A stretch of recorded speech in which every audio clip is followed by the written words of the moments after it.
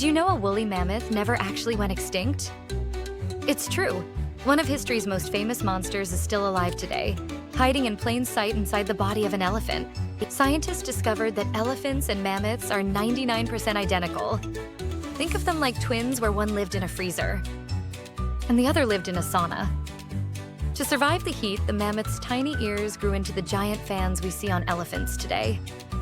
Even their teeth are almost exactly the same.